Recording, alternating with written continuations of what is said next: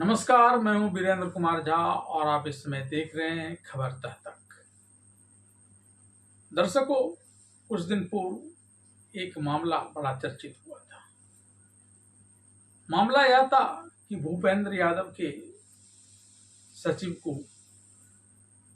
PM Modi ने हटवा दिया था। यानी प्रधानमंत्री कार्यालय से एक चिट्ठी गई और उनके 4 सचिव हट गए। हटे किस रूप में? कुछ टर्मिनेट हुए और कुछ का ट्रांसफर हुआ।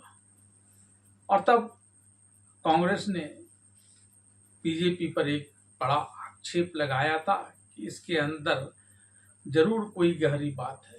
हालांकि कांग्रेस पार्टी इस बात का खुलासा नहीं कर पाई कि इसके अंदर क्या बात है, लेकिन उसने लोगों के मन को जिज्ञासु जरूर बना दिया। लोग यह जानने के लिए बेचैन होने लगे कि आखिर क्या बात है कि प्रधानमंत्री नरेंद्र मोदी ने अपने कार्यालय से अपने ही विभाग के मंत्रियों के पर कतर दिए। कुछ न कुछ बात तो जरूर होगी, क्योंकि पीएम मोदी बड़ी सोच समझकर कोई कदम उठाते हैं। भले ही वे अभी नहीं हैं, वे विदेश दौरे पर हैं और इस दौरान वे भारत की स्थिति को मजबूत करने में जुटे हुए हैं, खासकर चीन को मद्देनजर रखते हुए। चाहे वो उनका सेशल्स का यात्रा हो, मोरक्को का यात्रा हो, या फिर उनका ऑस्ट्रेलिया का दौरा हो, हर जगह वे इसी प्रयास में लगे हुए हैं। और इधर यह भी लगे हुए हैं इस बात पर कि उनके ही सरकार के मंत्री अपने आप को ज्यादा 30 मार खां न समझने लगे।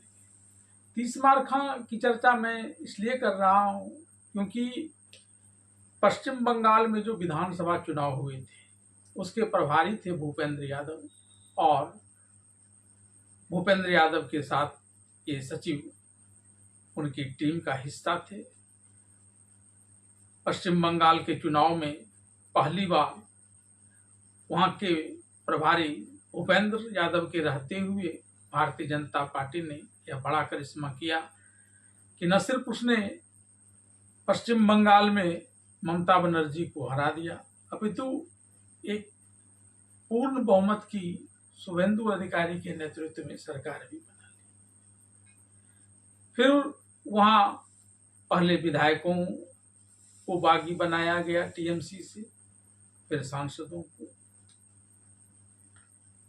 और यह सब तब हो रहा था जबकि चुनाव प्रभारी पश्चिम बंगाल के थे भूपेंद्र यादव। तब यह सवाल उठने लगा लोगों के मन में, जब इनके सचिव को हटाया गया तो कहां तो इन्हें इस बात के लिए पुरस्कृत किया जाना चाहिए था और कहां दंड मिला। कुछ न कुछ गंभीर बात तो जरूर है। अब पश्चिम बंगाल के चुनाव में भारतीय जनता पार्टी को जो है अभूतपूर्व विजय प्राप्त हुआ है, उसमें भूपेंद्र यादव के वहां के प्रभारी होने के कारण मिला है, या फिर पीएम मोदी, अमित शाह और शुभेंदु अधिकारी के रणनीति और मेहनत के फल से। इसका अलग से आकलन इसलिए नहीं किया जा सकता है कि अलग से इसे लेकर कोई कवायद की भी नहीं गई थी। संयुक्त रूप से सब मिलकर भारतीय जनता पार्टी के लिए लड़ रहे थे पश्चिम बंगाल चुनाव में। लेकिन भूपेंद्र यादव और उनके इन सचिवों को शायद लगा कि अब तो उनकी हैसियत ऐसी हो गई है कि प्रधानमंत्री तक उनका बाल बांका नहीं कर सकते, इसलिए उन्होंने अपने मन से भी कई कदम उठाने प्रारंभ कर दिए थे बिना पीएम मोदी को बताए। लेकिन पीएम मोदी तो मोदी,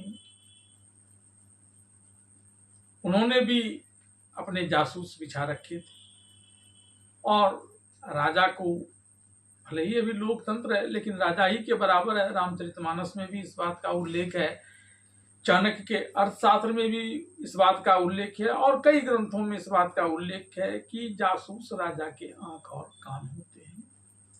और यह बात पीएम मोदी भी जानते हैं, पहले के प्रधानमंत्री ने भी ऐसा किया है। तो ये सरकारी जो जासूस होते हैं, उसके अलावा मोदी के बारे में कहा जाता है कि इनके अपने खुद के भी जासूस सभी जगह फैले हुए हैं जो इन्हें तरह तरह की सूचना देते हैं। शायद उन्हीं में से किसी ने पीएमओ को इस प्रकार की सूचना दी थी और तब प्रधानमंत्री नरेंद्र मोदी ने तत्काल तो पश्चिम बंगाल चुनाव के दौरान कुछ नहीं किया, लेकिन उसके समाप्त होने के बाद जब उन्हें लगा कि ऐसा करना जरूरी है, क्योंकि भले ही वे विदेश में हैं लेकिन भारत में बीजेपी की चिंता तो उन्हें लगी हुई है और बीजेपी इस समय कई मामलों में फंसती हुई नजर आ रही है। राम मंदिर चोरी का मुद्दा है, नीट पेपर लीक का मुद्दा है, अरावली घाटी में माइनिंग लीज का मुद्दा है। कई तरह से बीजेपी इसमें घिर रही थी और इसमें अगर कुछ और ऐसी ही चीजें जुड़ जाती है तो शायद बीजेपी के लिए अच्छा नहीं होता। और इधर भूपेंद्र यादव और उनके सचिव मनमानी पर उतर आए थे, क्योंकि पश्चिम बंगाल चुनाव में जीतने का दर्प उन्हें हो गया था। यह दर्प उन्हें मनमाने व्यवहार के लिए उकसा रहा था और वे भी ऐसा कर रहे थे। अब अरावली पहाड़ी के में लीज माइनिंग का मामला एक ऐसा ही मामला है, क्योंकि यह पर्यावरण से सीधा सीधा जुड़ा हुआ है और सुप्रीम कोर्ट ने भी वहां माइनिंग न करने की सलाह दी है और भूपेंद्र यादव पर्यावरण मंत्री हैं।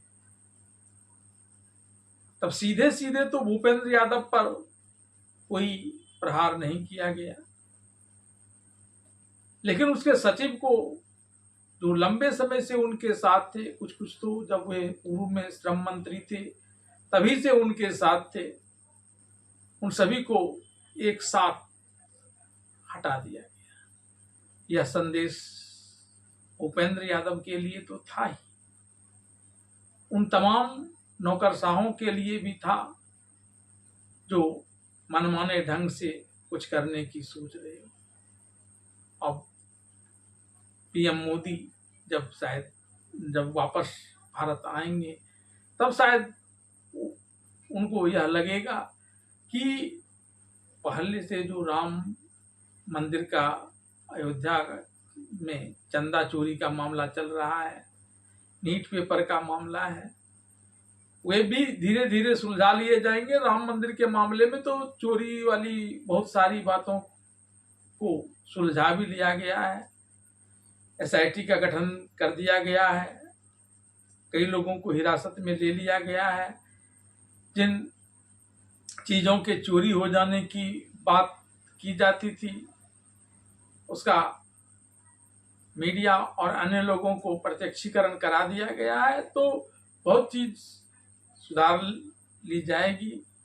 और मोदी ने यहाँ आने से पहले भूपेंद्र यादव और उसके जो सचिव थे उनके भी पर कतरवा दिए हैं, ताकि और कोई नई परेशानी तत्काल भारतीय जनता पार्टी के ऊपर न आ जाए।